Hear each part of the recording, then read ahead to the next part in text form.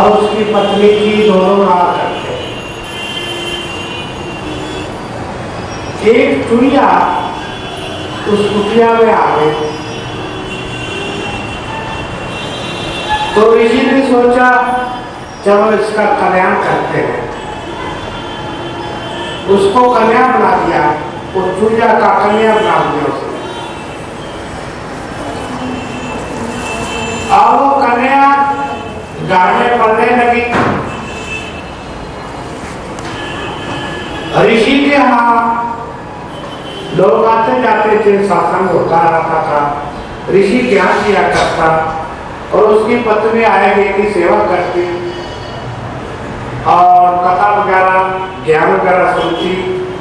यानी दोनों ही भक्ति मार्ग में थे। तो लड़की जो है होते होते जवान हो गई। तो एक दिन ऋषि की पत्नी बोली, महाराज कन्या जवान हो गई है तो इसकी शादी का कुछ करो, तो वर देखो। ऋषि बोला ठीक है। अपनी कन्या के लिए हर कोई सोचता है, कोई बलवान वर को अच्छा वाली देखता है।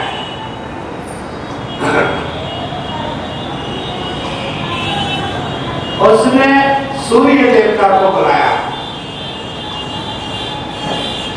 सूर्य देवता हाथ जोड़ के खड़ा हो गया, बोला महाराज सेवा पाओ, आपने मेरे को याद किया है। बोला मेरी कन्या जवान हो गई है तो मैं सोचता हूँ किसकी शादी हो जाए तेरे साथ। बोला ठीक है, जैसा आपका हुक्म है। अब कन्या को बुलाया। ऋषि बोल रहा बेटी पसंद करना हुआ है तेरा, मैं शादी करना चाहता हूँ। कन्या देखकर कहती है मैं तो इससे शादी नहीं करूंगी। ऋषि बोला क्यों? कहते ये तो पक्का ही रहता है, मैं तो बिल्कुल इससे शादी नहीं करूंगी। चलो कोई बात नहीं। फिर ऋषि ने बादल देवता को बुला लिया। वो आ गया, महाराज हुक्म करो। कहता है ऐसे ऐसे मेरी कन्या है, मैं शादी करना चाहता हूँ। वो बोला आपका हुक्म है, ठीक है। कन्या को बुलाया और बोली मेरे को बिल्कुल पसंद नहीं है, ये सारा दिन भटकता ही रहता है, लोगों के कपड़े भी धो देता है, कभी कुछ करता है, कभी मेरे को ये बात पसंद नहीं है। फिर उसने वायु देवता को बुलाया और वायु देवता आ गए। तो वायु देवता ने पूछा, बोला भाई ऐसे ऐसे है, मेरी कन्या जवान है। तो बोला ठीक है। कन्या को बुलाया, बोली मैं ऐसे शादी नहीं करना चाहती। ये तो सबको छेड़ता ही रहता है, सबके दुपट्टे सबके कपड़े हराता रहता है, सबको वो हर एक को नर और नारी को इस रास्ते करता रहता है। मैं ऐसे बिल्कुल शादी नहीं करूंगी। फिर उसने पहाड़ देवता को बुला लिया। अब वो जो है देखकर जितना सूर्य से बड़ा बादल था, बादल से बड़ा वायु था, तो बड़े से बड़ा बलवान से चाहता था कि मैं शादी करूं कन्या की। अब इन सबसे बड़ा बलवान जो है वो पहाड़ था।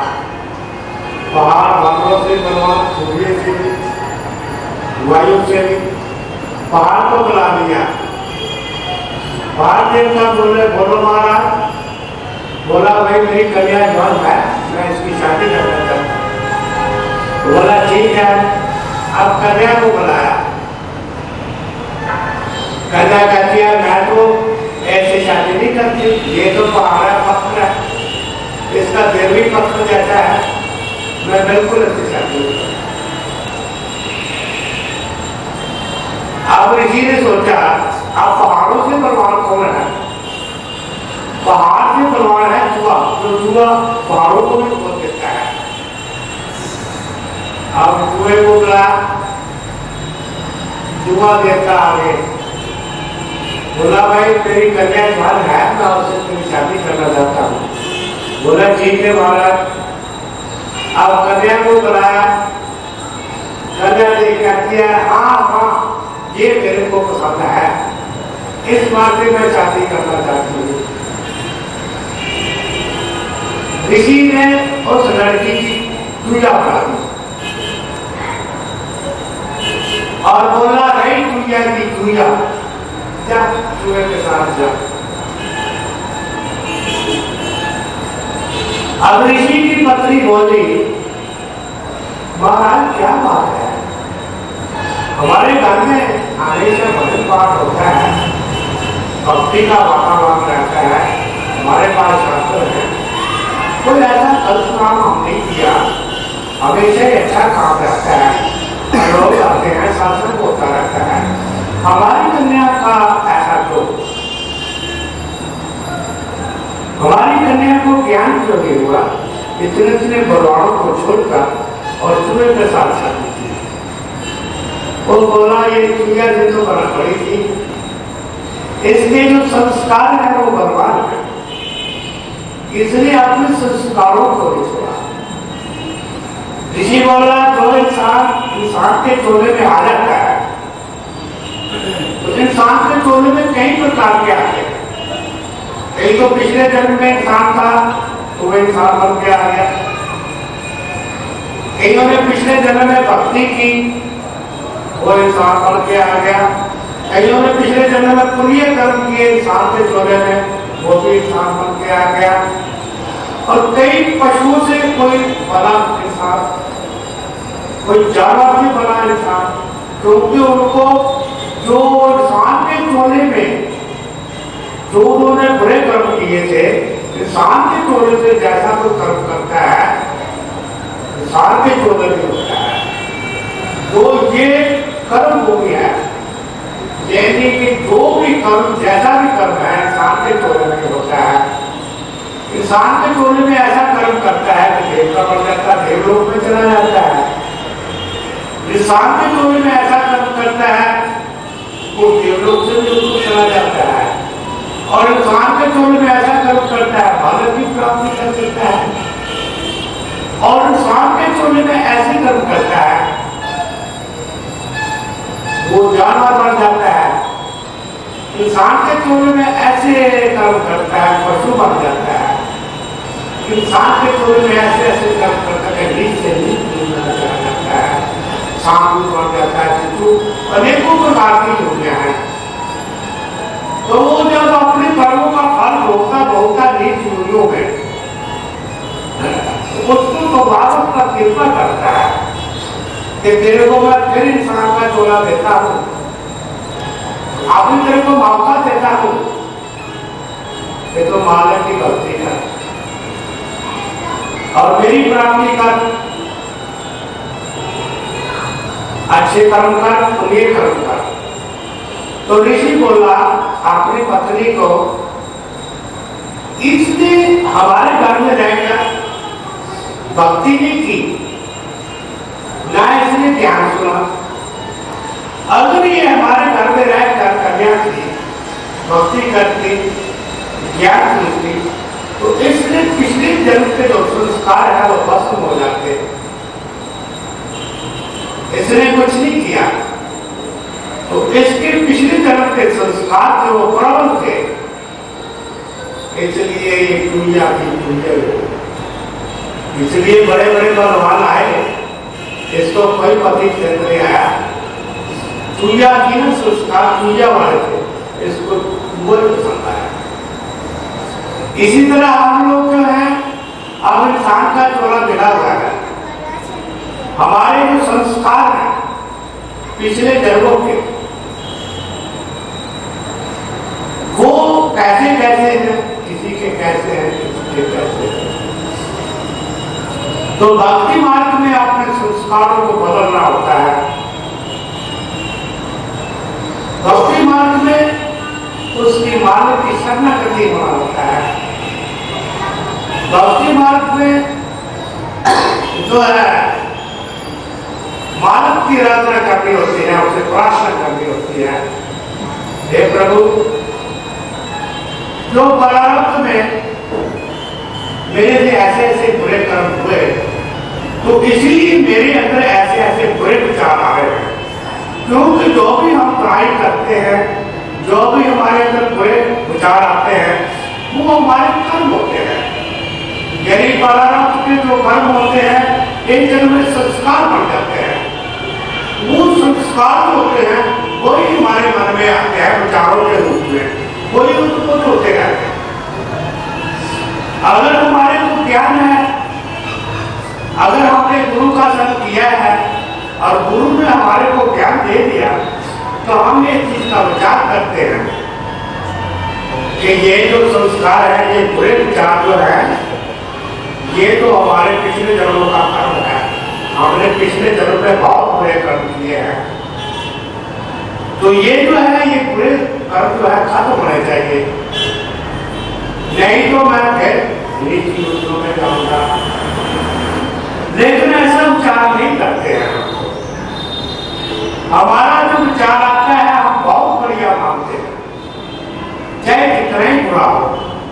हमें यही नहीं पता कि बुरा क्या है, अच्छा क्या है। हमारे हिसाब से बहुत ही बढ़िया है। नतीजा क्या निकलता है? चूहिया की चूहिया ही रह जाती है। आदमी जिस चूही से आता है, जिस नीच चूही से आता है, वो आपको चला जाता है। तो इंसान का चोला इसलिए नहीं दिया, इंसान का चोला अपने मालिक की भक्ति के लिए दिया है, पुण्य कर्म करने के लिए दिया है, अच्छे कर्म करने के लिए दिया है। हम अगर से थोड़ा बहुत पुण्य कर्म करते हैं तो दिखावे का करते हैं, दिखावे का, लोगों से वाह देना चाहते हैं। लोग कहे कि ये बड़ा भक्त है, लोग कहे ये बड़ा दानी है। हम बाबा की भूख में करते हैं, हम अहंकार में आकर जो कुछ करते हैं, उसका इतना फल नहीं मिलता। फल तो मिलता है, लेकिन उसका अमल फल नहीं मिलता, मालक की प्राप्ति नहीं मिलती, कुछ लोगों में नहीं जाती। तो ये जो जन्म है, ये इंसान का चोला जो है, अपने विचारों को देखने के लिए है कि हमारे कैसे विचार हैं।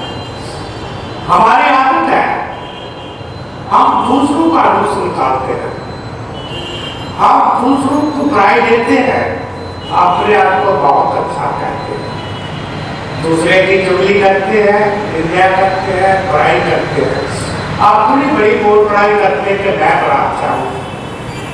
हम हमेशा सारा टाइम इसी में लगा देते हैं कि मैं अच्छा हूँ, वो बुरा है, वो बुरा है। ऐसे क्या होता है कि दूसरे का पाप भी हमारे अंदर आ जाता है। जब तुम दूसरे की चुगली करते हो, निंदा करते हो, बुराई करते हो, तो तुम्हारी आदत पड़ती बुरी बात करने की, वो बुराइयां तुम्हारे अंदर पड़ जाती हैं, वो तुम्हारी आदत पड़ जाती है, तुम्हारा जन्म का नाश हो जाता है। इसलिए हमारे को चाहिए, ये बहुत बड़ा संसार है, तुम किस किसका ठेका लोगे? कोई बुरा है तो अपनी जगह, कोई अच्छा है तो अपनी जगह। तुम किस किस का सुधार करोगे? बड़ी बड़ी हस्तियां आई, वो तो सुधार ना कर सकी, तो तुम क्या करोगे?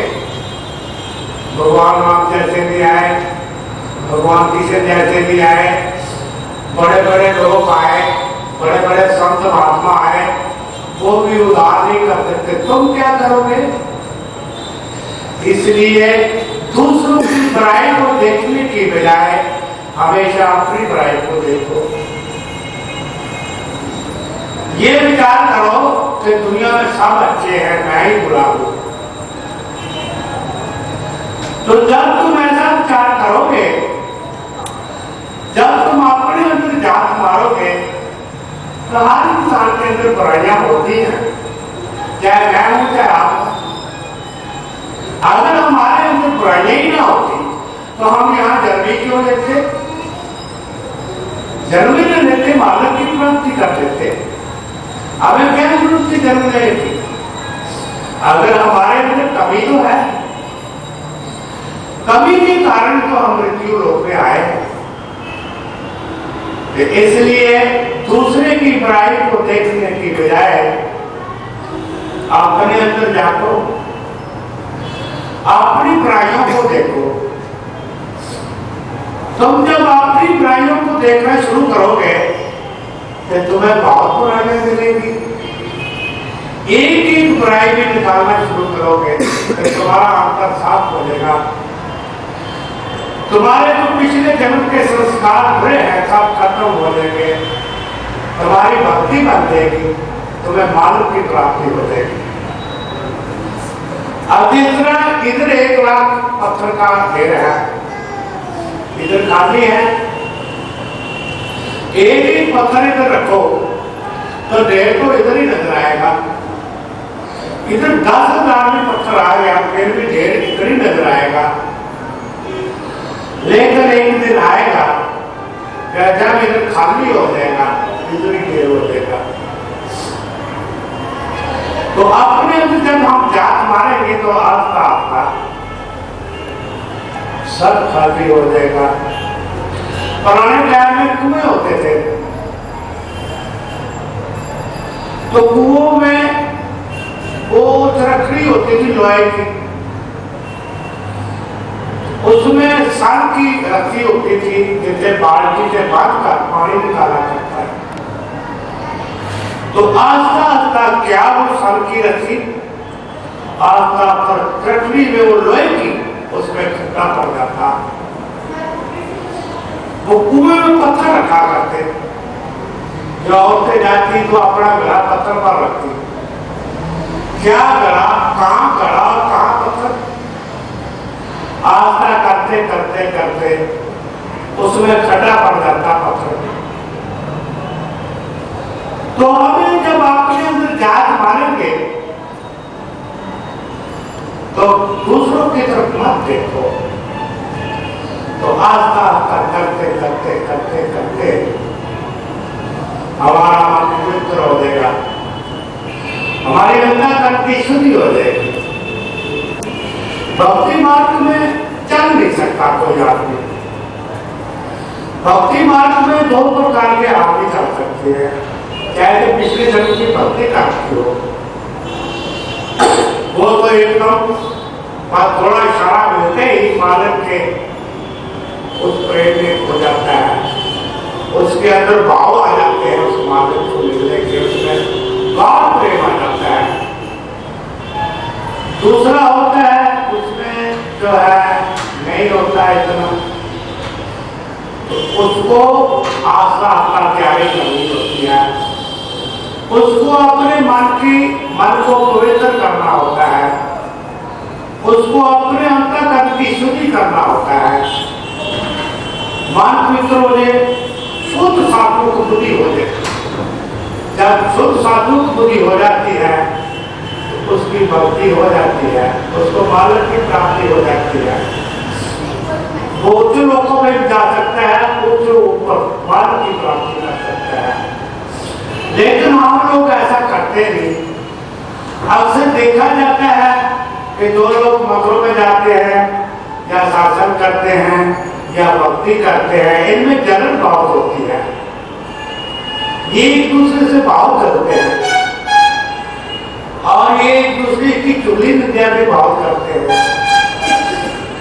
वैसे ये लोग भक्ति कराते हैं, बड़े उस कोटि के भक्त होते हैं, अपने आप शासन जो मंडली होती है शासन करते हैं, उसमें भी वो अपने आप को बढ़िया, किसी को घटिया, किसी की चुगली, किसी की निंदा, यानी जो पिछले संस्कार हैं हमारे पिछले जन्मों के और बढ़ते चले जाते हैं, उसमें कोई कमी नहीं आती। कब मुंह से भजन बोल दिया तो फिर क्या हुआ, यहाँ चल के वो देवी देवताओं की पूजा कर ली तो क्या हुआ, वहां तीर्थों में जाके स्नान कर लिए तो फिर क्या हुआ, तुम्हारा अंदर तो साफ ही नहीं हुआ। तुम्हारे अंदर तो जो संस्कार हुए थे और भी ज्यादा करके, तो फिर क्या फायदा हुआ। तो हमारे को अपने जो अंदर के संस्कार हैं जो अपनी बुराइयां हैं उनको धोना है। भक्ति का मार्ग यही मतलब होता है। सभी से प्रेम करना है, सभी से सहानुभूति होनी चाहिए, सभी के लिए कहना चाहिए प्रभु सबका ही कल्याण हो, सभी में मानव को देखना चाहिए कि सभी में मेरा प्रभु है। तो हमारे भाव ऐसे होने चाहिए, पवित्र भाव होने चाहिए। देखो अपने स्वामी को देखो, हमारे अंदर किसी के प्रति गैर क्रोध नहीं होना चाहिए, हमारे अंदर किसी के प्रति नफरत नहीं होनी चाहिए। सिमरन करने से कोई भगवान नहीं मिलता। जो हम सत्संग करते हैं तो सत्संग करने से भगवान नहीं मिलता। जो हम पूजा पाठ करते हैं तो पूजा पाठ करने से भगवान नहीं मिलता। इसलिए ये होता है, सिमरन करने से तुम्हारा भाव बदलता है, भावना बनती है, अच्छी भावना बनती है। पूजा पाठ करने से तुम्हारी भावना बदलती है, अच्छी भावना बनती है, तुम्हारी नीयत अच्छी होती है, तुम्हारे अंदर पवित्रता आती है। तो ये भावना जब हमारी शुद्ध हो जाती है, अच्छी भावना हो जाती है, जब हमारी भावना बदल जाती है, जब हमारी कल्याणकारी भावना बदल जाती है, तो फिर हमारा सिमरन करना भी ठीक है, पूजा पाठ करना भी ठीक है, सत्संग भी करना भी ठीक है। अगर हम सिमरन तो करते हैं लेकिन हमारी भावना तो शुद्ध ही नहीं है, अंदर से भावना तो बदली नहीं, जैसे पहले थे वैसे ही है, बोले और नफरत ज्यादा बढ़ गई और अहंकार ज्यादा बढ़ गया। मैं तो बड़ी गलती करता हूँ, मैं बड़ा सिमरन करता हूँ, और अहंकार बढ़ गया। मैं तो सत्संग करता हूँ, रोज करता हूँ, रोज जाता हूँ सत्संग, मैं नागा नहीं करता, और अहंकार बढ़ गया और बुरी भावना बढ़ गई। मैं तो रोज पूजा करता हूँ, रोज ही जाता हूँ, बिना नागा जाता हूँ, और एक दूसरे से दुश्मनी रखनी, एक दूसरे से नफरत करनी, एक दूसरे की चुगलियां करनी, और ये सोचना मैं ही बढ़ जाऊँ, ये न बढ़े, मेरा तो भगवान ज्ञान करे तो इसका नाश ही हो जाए। बहुत से भगत तो ऐसे देखे जाते हैं तो उनको जब दूसरों से वो हो जाता है कुछ मन में द्वेष भावना, तो कहते हैं कि इसका नाश हो, देवताओं से ये दुआ मांगते हैं प्रभु उसका नाश हो जाए, मैं तेरे को इतना चाहूंगा। ये भक्तों का काम है क्या?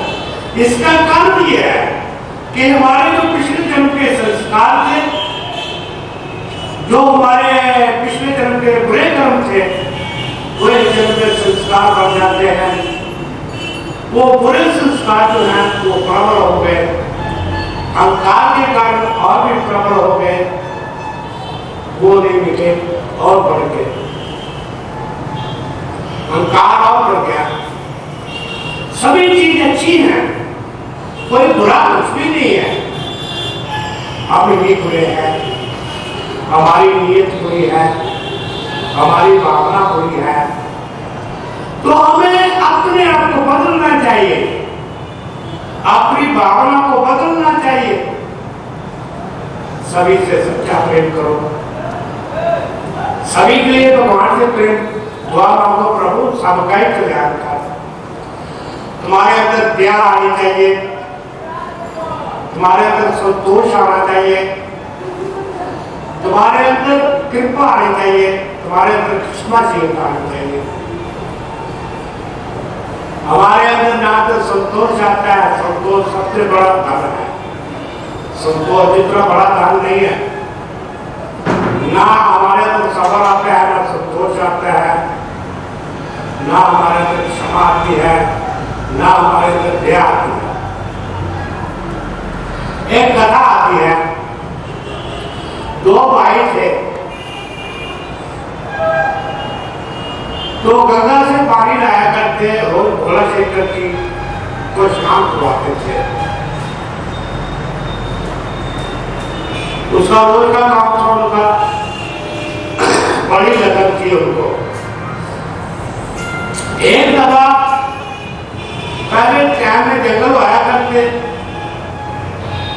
एक दफा तो गुरु के भगत थे, गुरु के दरबार में जा रहे थे,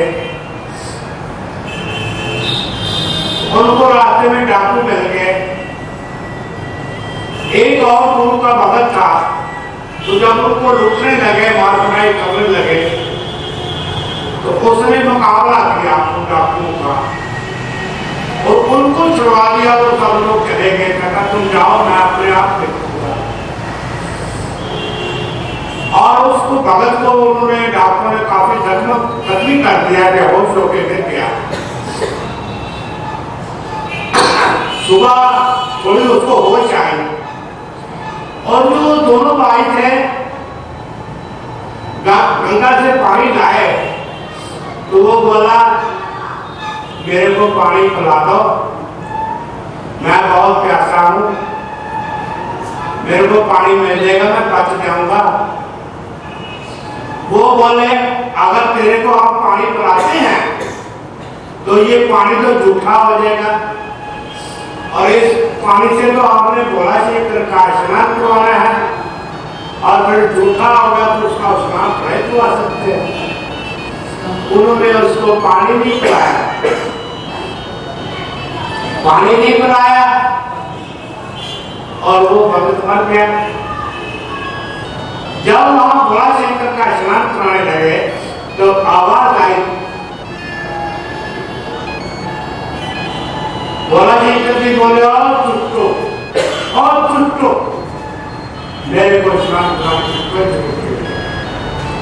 तुमने मेरे भगत को पानी नहीं पिला सकते, मेरा भगत बच जाता। मेरा भगत जो था उसने कुर्बानी की दूसरों के लिए, दूसरों की जान बचाने के लिए, और उसका क्या हाल था कि तुम उसको पानी पिला देते। जाओ दूसरों यहाँ से चले जाओ, मेरे को स्नान कराने की कोई जरूरत नहीं है। तुम्हारे अंदर जब दया ही नहीं आई, तुम्हारे अंदर वहम ही नहीं आया, तुम्हारे अंदर प्रेम ही नहीं आया, तो क्या फायदा तुम्हारा पूजा का। जब तुम मेरे पुजारी हो तो मेरे अंदर तो बड़ी रहम, मेरी तो सब चीज है, मैं सब चीजों पर रहम करता हूँ, मेरे अंदर क्षमाशीलता है, मैं सबको क्षमा कर देता हूँ, और मैं निर्वैर हूँ, मेरा किसी से वैर नहीं है, और मैं कृपा का ठाकुर हूँ, मैं सब पर कृपा करता हूँ। तो मेरी वाली आत्मा तो तुम्हारे अंदर आई नहीं, जो मेरे गुण थे वो गुण तुम्हारे अंदर आने चाहिए थे, तो फिर तो मेरे भक्त हो, मेरा गुण तो एक भी तुम्हारे अंदर नहीं आया, जाओ यहां से चले जाओ। जो जो मेरा गुण है, मेरे वाले गुण अगर तुम्हारे अंदर आएंगे तो वही मेरा भक्त करेगा, जिसके अंदर मेरे जैसे गुण होंगे वही मेरा भक्त करेगा, और उसी से मैं प्रेम करूंगा। अब वो सोचने लगे दोनों भाई आप क्या करें, भोला शंकर ने भी टकरा दिया। वो पूछते पूछाते और गुरु का पता किया, तो वो गुरु से किसी को कहने लगे, किसी चेले को, भाई गुरु जी को कहो आपने मिलना है। गुरु जी को भी पता चल गया, गुरु जी बोले उन दुष्टों को हमने मिलेंगे। उन्होंने कहा आप क्या करें, उन्होंने कुछ जमीन ले ली, वहां फूल लगाने लगे। उन्होंने कहा कि आप कोई चारा नहीं है, गुरु जी को बुलाओ। भोला शंकर भी उठ गए, गुरु जी भी उठ गए, सारे उठ गए। अब उन्होंने कुछ जमीन ली, वहां फूल लगाने लगे। मालन के हाथ रोज फूल बेचते, माला बनाकर गुरु जी के लिए वैसे फूल करते करते काफी अर्सा बीत गया। तो एक दिन गुरु जी बोले भी ये फूल कौन बेचता है। अब किसी को भी बोला तो दीदी मालन लेके आती है। मालन से पूछा, बोले जी वहां दोनों भाई हैं, वो बेचते हैं। गुरु जी बोले बुलाओ, चले गए। गुरु जी ने पूछा, हाथ जोड़ के बोले गुरु जी अब तो हम सब जीवों के सबके पैरों की धूप करके हमें भोला शंकर का ज्ञान हुआ है। हमने भोला शंकर के वचनों का पालन किया है। हम सब जीवों के पैरों की धूल हैं। हम सबके सेवक हैं। हमने सेवक बढ़ के रहना जीना सीख लिया है। सबका कल्याण करेंगे जितना हमारे से हो सकता है। अब पहले वाली मूर्खता जो थी वो हम लोग नहीं करेंगे। तो इसलिए ये संस्कार जो होते हैं वो तो बदलने ही होते हैं। अब जिनकी हम पूजा करते हैं वो पता है कैसे होते हैं, कैसे होते हैं, उनके संस्कार कैसे होते हैं। हमारे संस्कार तो करके क्या है, ऊपर ऊपर से हम बड़ा वो करते हैं, ऊपर का कोई असर नहीं होता। अंतर हृदय से जो किया जाता है, जो पूजा की जाती है उसी का ही असर होता है। तो जिसकी हम पूजा करते हैं उस जैसे संस्कार हमारे अंदर बनने चाहिए, तभी पूजा का फल है। ये तो कोई फल नहीं है। वो तो भगवान से प्रेम हो जाएगा। हमारी इतनी नीयत खोटी है, इतनी नीयत खोटी है। आप दूसरों के प्रति इतना नफरत करते हैं और इतनी अंदर से वैर रखते हैं और आप सोचते हमें ये मिलते वो मिलते।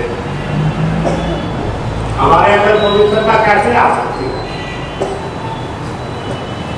तो सच्ची नीयत से हमें करना चाहिए। वो सब कुछ जानते हैं, वो तो हमारे हृदय के अंदर बैठे हैं। भगवान हमारे हृदय के अंदर बात करता है, हमारी आत्मा के अंदर बात करता है।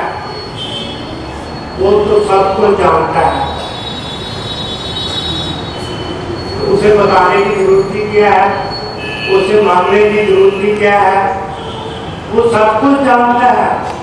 हमें यही बरकरार है, वो जानता ही नहीं।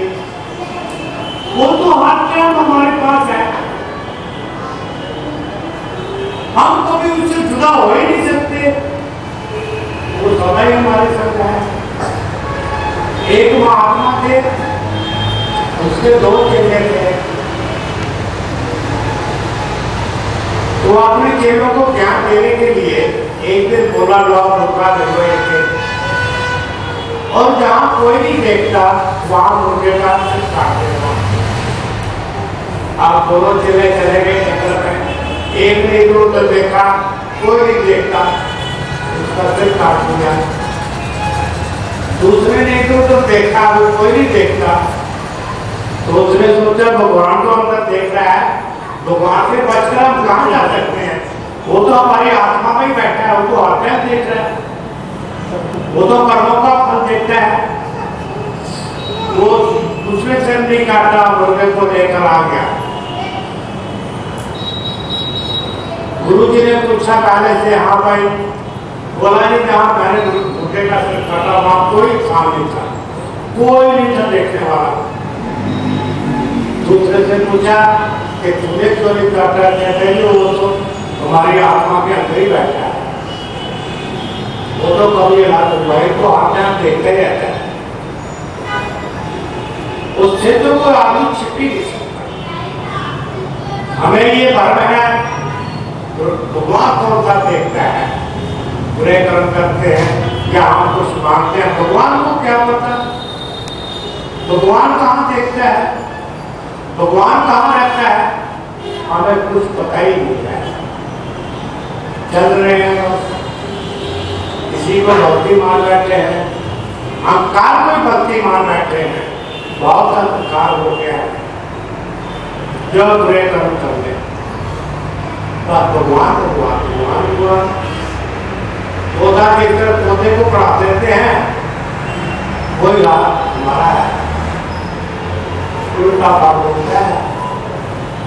इसलिए अपने आप को साफ करो, अपने आप को पवित्र बनाओ, अपनी भावना को शुद्ध बनाओ। इनका जो फल पूजा पाठ का मिलता है, सिमरन करने का मिलता है, इसका फल ये मिलता है कि हमारी भावना पवित्र हो जाती है।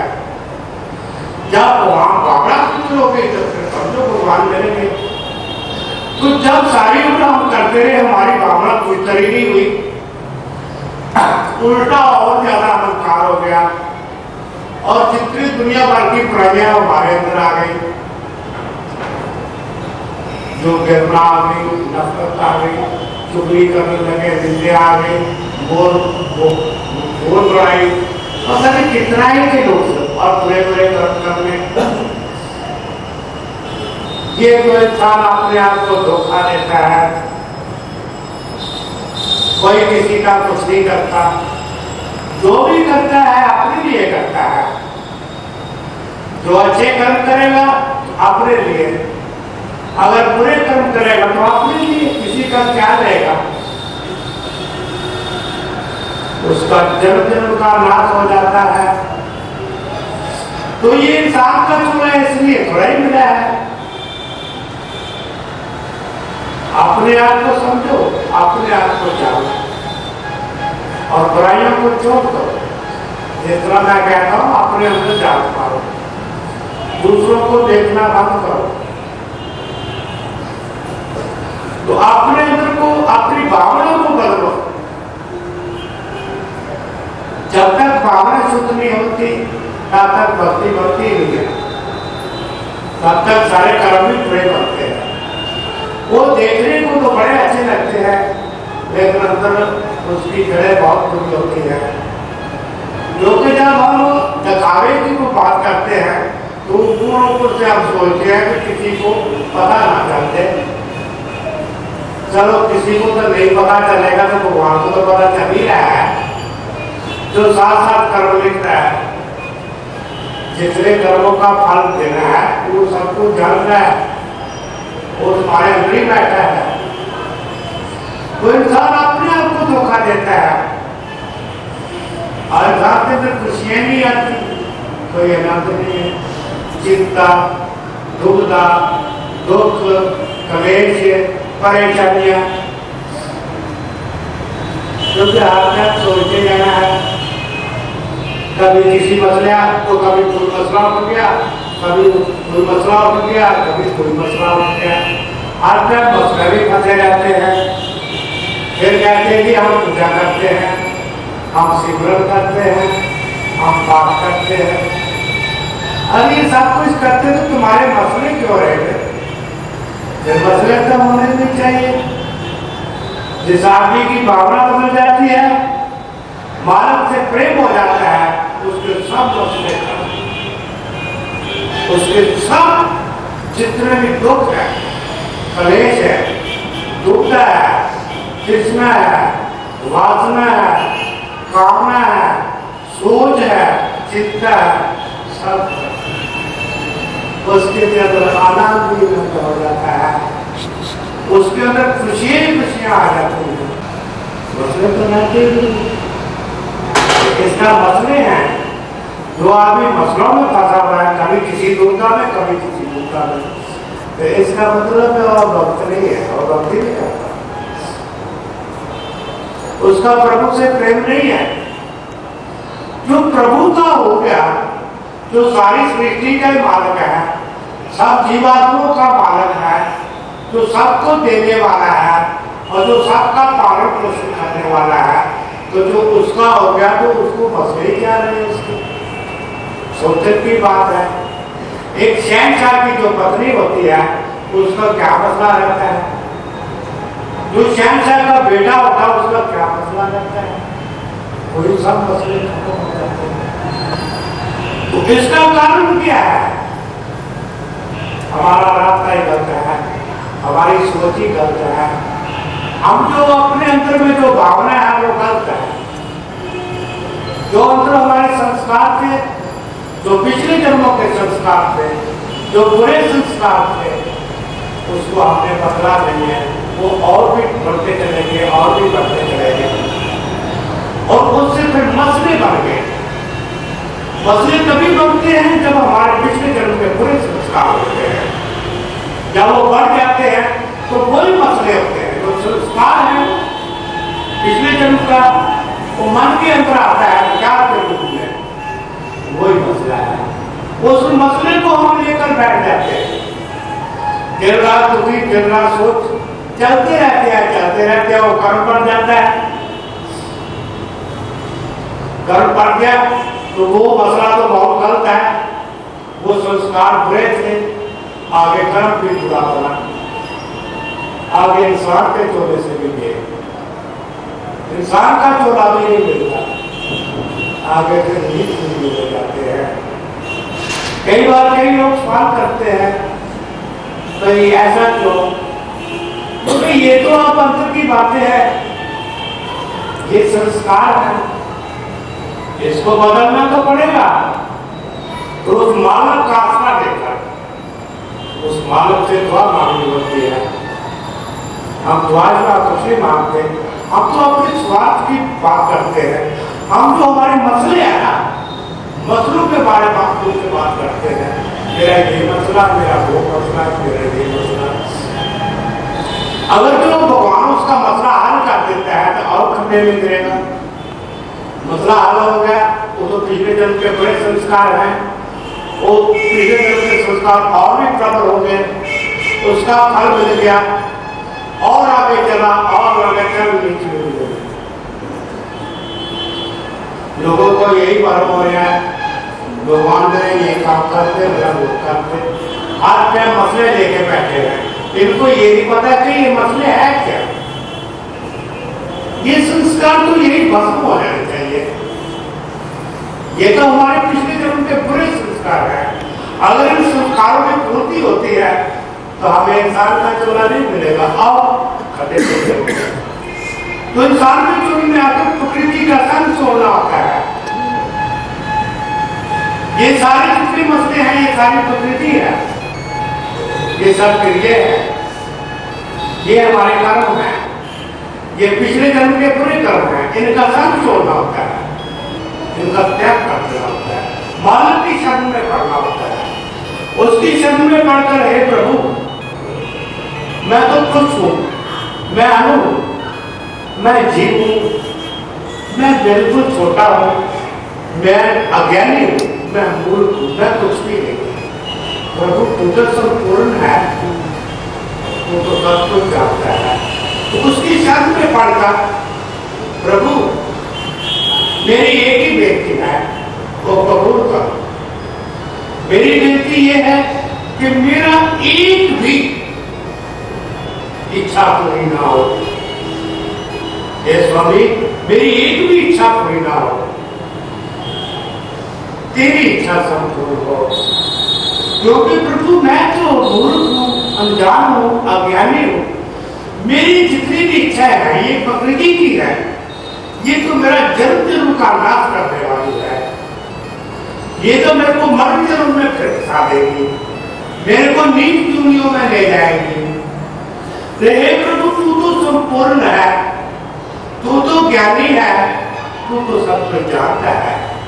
हे प्रभु मेरी यही अरदास है, यही दुआ है कि मेरी एक भी इच्छा संपूर्ण ना हो। हे प्रभु तेरी इच्छा संपूर्ण हो, तू जो करेगा वही ठीक है।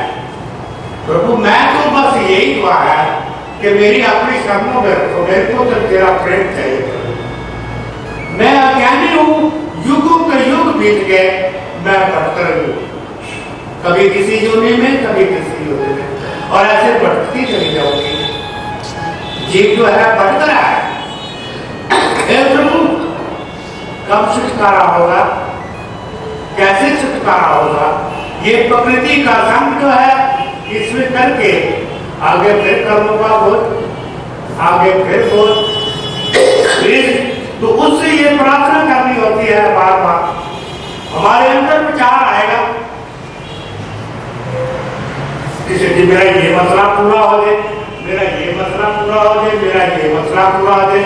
जब भी तुम्हारे अंदर विचार आता है कि मेरा ये मसला पूरा हो जाए, उसी पे आंख से मूंदकर हाथ जोड़कर भगवान से प्रार्थना करो, प्रभु मेरे को अपनी शरणों में रख ले, मेरे को अपना प्रेम दे दे। प्रभु मेरी एक भी इच्छा न प्रभु मैं अज्ञानी हूं, मेरे को क्या पता क्या मांगना है, ये तो नरकों में जाने का मार्ग है।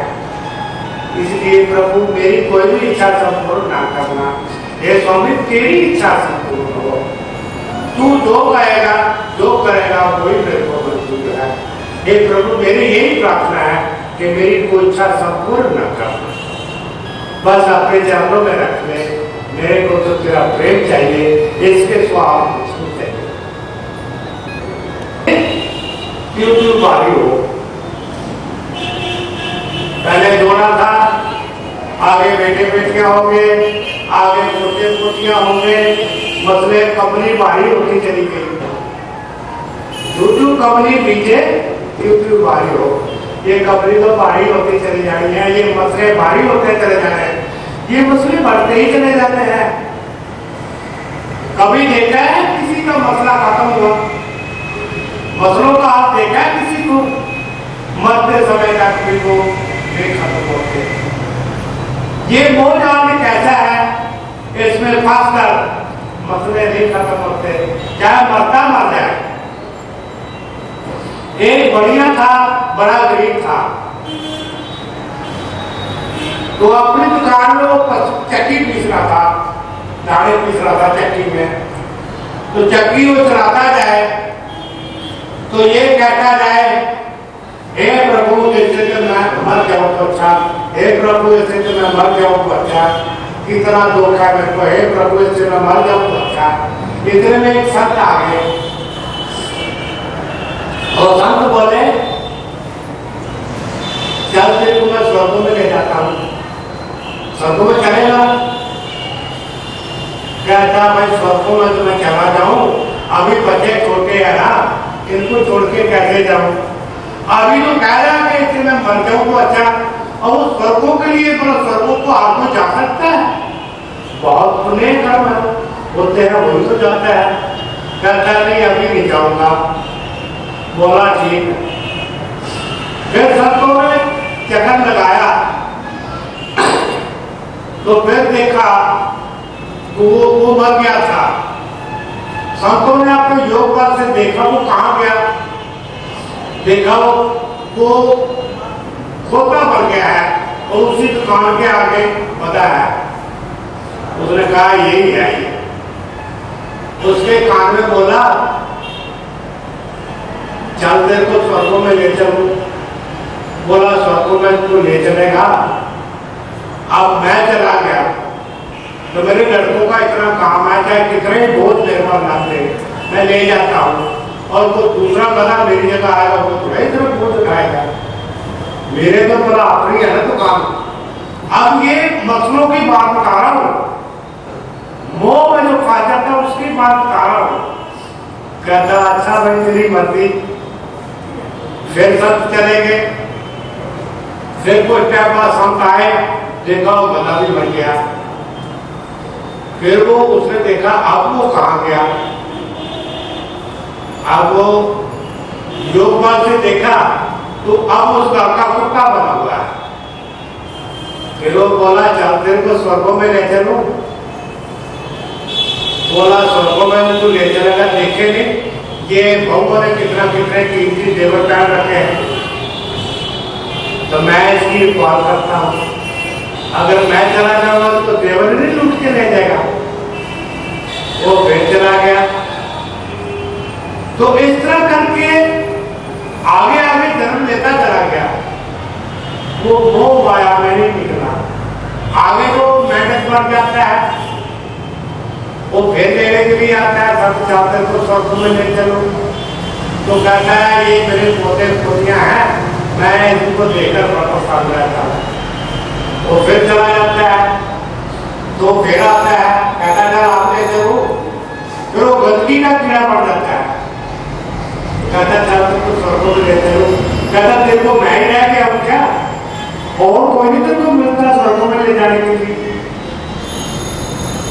ये इंसान की नीयत इतनी गिर चुकी है, इतनी मोह माया खा चुका है, इतनी तृष्णा वासना और कामना में फंस चुका है, इतने मसलों में फंस चुका है, ये मरता मर जाए, महानरकों में चला जाए, लेकिन इसको नहीं छोड़ सकता। तो इसलिए इंसान के चोले में रहकर हमें इस पर विचार करना चाहिए कि ये भगवान ने हमारे ऊपर आभार किस्मत दी है, ये चोला दिया है, तो ये मसले हल नहीं हो रहे हैं। वो देख लो बढ़िया का मसला तो हल हुआ, कहां तक पहुंच गया उसका मसला फिर भी नहीं हल हुआ। हमारे मसले जो है शमशान घाट में हल होंगे, उससे पहले किसी का मसला नहीं हल हुआ। मेरे से लिखवाओ, किसी का मसला हल नहीं हुआ, शमशान घाट में होगा। आदमी अपने कर्मों का फल भोगता है। एक बल था जिम्मेदार का, तो वो चले नहीं, हल चला रहा था, वो बैठ गया, तो वो जिम्मेदार उसको छाके मारने लगा। एक संत आ गए, वो बोले क्यों पीट रहा है पशु को इतना? कहता है मैं इसको चारा खिलाता हूँ, ये बैठ गया, मैंने हाथ चलाना है, बीज बोना है, मैं तो इसको पीटूंगा। तो बोलता है पीटना तो बात है, कहता मैं तो पीटूंगा। कहता अच्छा मैं परेशान ऐसे बात करता हूँ बस से। उसके कान में कहता है वह तू इसका लेके खा रखा है, अब क्यों बात खाता है? अब ये तू देखे ही, जब तक देगा नहीं तब तक पीछा नहीं छूटता तेरा, मार भी खानी पड़ेगी और इसका देना भी पड़ेगा। तो तू अपना कर्जा उतार दे, ये कर्जा उतारना पड़ेगा तेरे को। तू मार खा के जो कर्जा उतारेगा तो वैसे ही उतार दे। फिर वो वक्त जो था उसका चलने लग गया, चलने लग गया तो सब चल पड़े, सब चले गए। तो जिम्मेदार ने सोचा ये क्या मंत्र करके दिया है, अब तो बल चलने लग गया। भाई भक्तों को खड़ा करके पीछे पीछे गया, संत जी महाराज मेरी बात सुनो। बोला मैं क्या बात है? बोला ये जो है ना पहले चलता नहीं था इतना, उसको मारा भी, आप उसके कान में क्या मंत्र पढ़ के आए हो? संत बोले मैं कोई मंत्र नहीं पढ़ा, इसने पिछले जन्म का तेरा कर्जा देना है। मैंने इसको कहा था ये कर्जा तो दे के रहेगा, तो मार भी खाएगा और कर्जा भी देना पड़ेगा, तो तू अपना चल। कहता ये तो पहले पहुंच से भी तेज चलने लग गया। इसी तरह एक कथा आती है,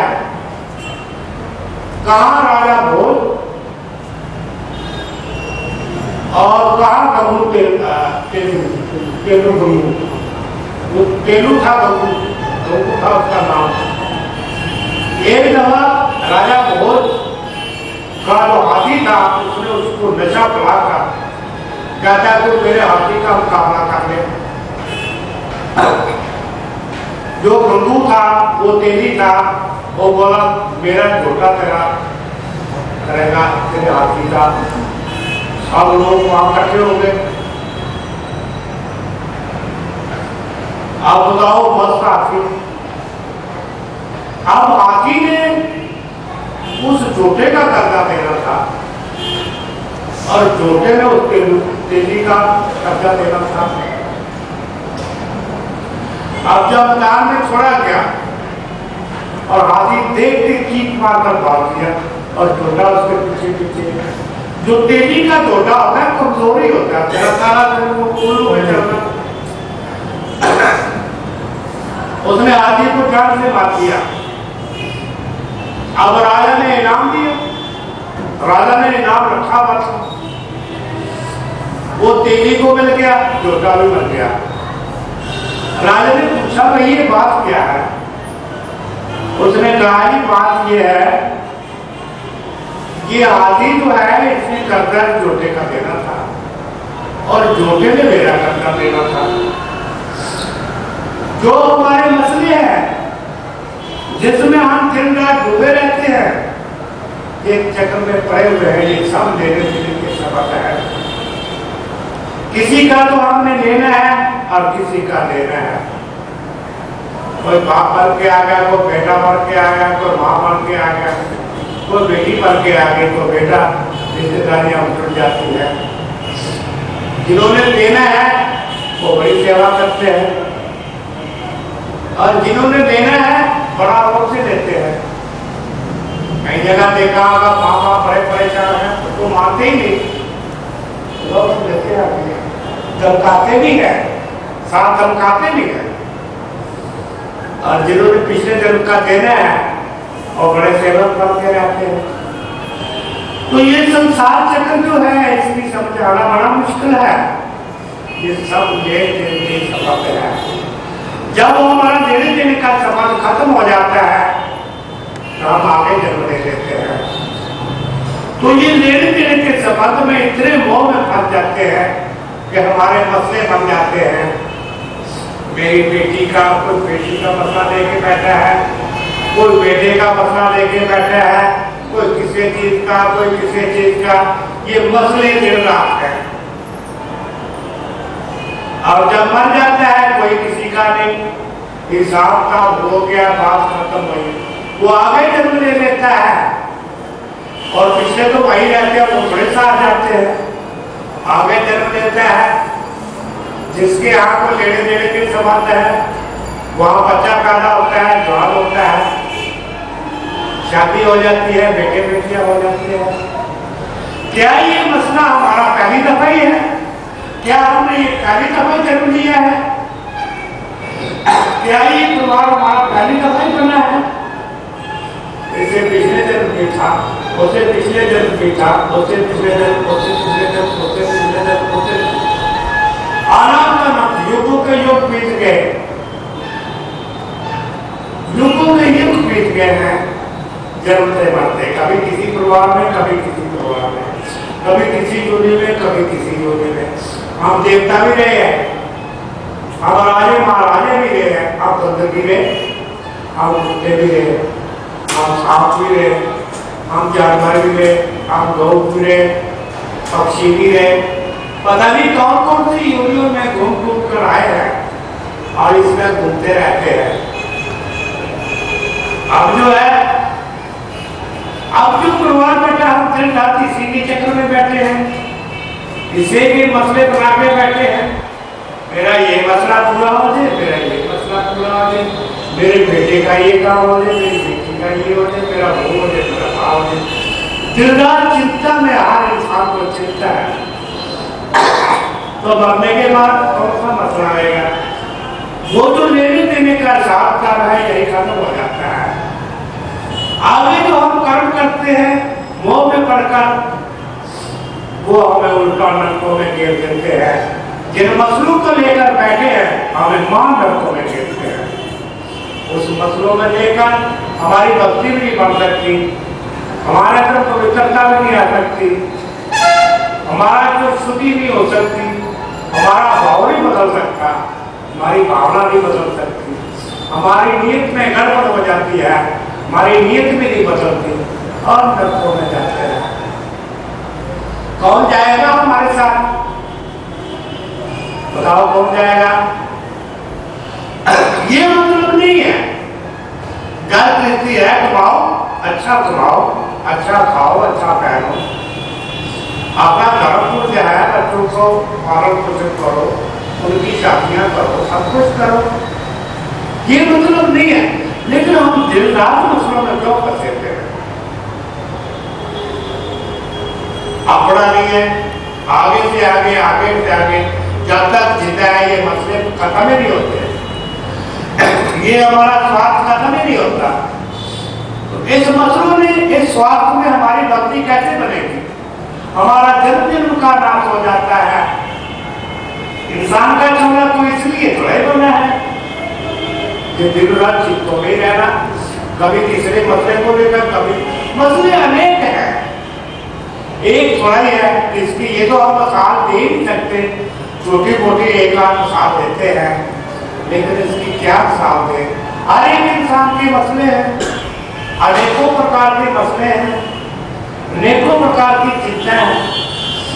जितना तुम इतनी चिंता करते हो, इतने मसले बनाए हुए हो, इतना उसी मन में उस मालिक के प्रति प्रेम करो, मालिक के प्रति विचार करो, मालिक का प्रेम करो, तुम्हें इसी जन्म में सारे ही मसले हल कर देंगे, तुम्हारे अंदर खुशियाँ आ जाएगी, तुम्हारे अंदर आनंद आ जाएगा और अभी जन्म जन्म पे तुम्हारा कल्याण हो जाएगा।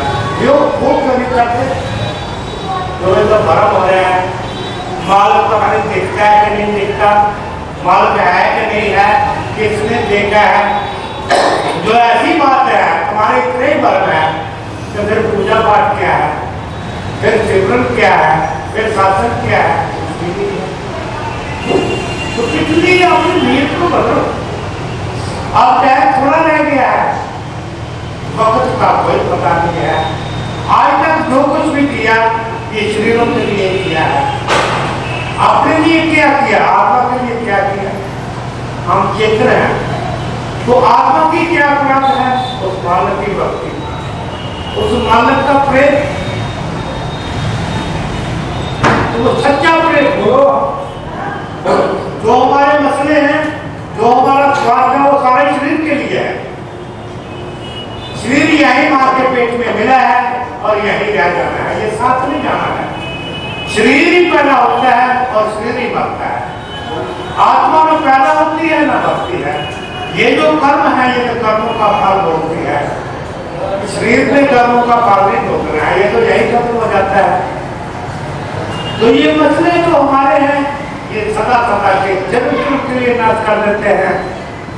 हमारे अंदर एक मिनट भी हमारे को फुर्सत नहीं है, खाते समय भी हमारे पास फुर्सत है, खाते समय भी कोई ना कोई चिंता लगी हुई है। अगले दिनों तो मालक का सिमरन करो, खाते का भी मालक का सिमरन करो, आगे पीछे बैठे हो उससे प्रेम करो, उसका सिमरन करो, सब कुछ ठीक हो जाएगा। तो इसलिए कि हमारा राम गलत है, अपना नाश हम खुद ही कर रहे हैं, किसी का तो नहीं है। हमेशा उसका सेवन करो, उससे प्रेम करो, इन चिंता को छोड़ दो, इन मसलों को छोड़ दो। भगवान इसे कहते हैं गीता में कि चिंता से कुछ मिलता तो नहीं, आपको कर्म का मिलना है, चाहे अच्छा कर्म है चाहे बुरा कर्म है, कुछ चिंता का थोड़ा ही मिलना है। ये क्या है भगवान किसी ने चिंता, तो तुम्हारे मसले जो लेके बैठ जाते हो और दिन रात चिंता में रहते हो, इसका कोई फल नहीं मिलता, इसका फल मिलता डर। जो तुमने सीधे जी भगवान से प्रेम नहीं किया, सच्ची लगन, अपने संस्कारों को नहीं बदला, अपनी नीयत को नहीं बदला, अपने आप को धोखा दिया है। इंसान का चोला इसलिए थोड़े मिला है, उस मालूम किसी के लिए मिला है। तो इसलिए अपनी टाइम है इन सब चीजों को छोड़कर उस मालूम का